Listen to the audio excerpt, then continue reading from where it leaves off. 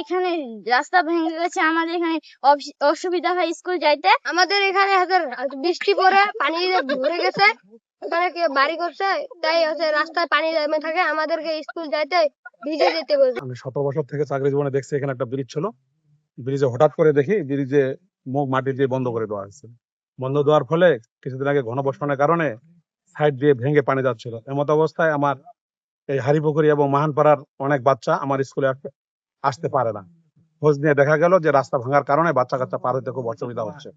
এমত অবস্থায় আমার এই স্কুলে বাচ্চা কাচ্চা অনেক কমে গেছে এবং এই রাস্তাটি দ্রুত সমাধানের জন্য আমি কর্তৃপক্ষের নিকট আকুল আবেদন জানাচ্ছি। ব্রিজ থেকে ধরে একদম মডেল পর্যন্ত হাজার হাজার বিঘা জমি ডুবে আছে, আমার 500 বিঘা, এভাবে সবার প্রতিটা গাছতলের জমি। এখানে হাজার হাজার একর জমি কৃষি ফসল নষ্ট হয়ে গেছে, যার পরিপ্রেক্ষিতে কালকে আমি নিজেই তদন্ত করতে এখানে আসলাম।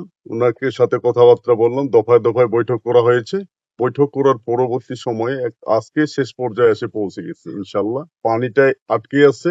এখানে একটা ব্রিজ ছিল, কালভার্ট ছিল, সেই কালভার্টটুকু পিছন পাশে বস্তা দিয়ে মুখটা বন্ধ করা আছে। সেখানে একটা ঘর ছিল।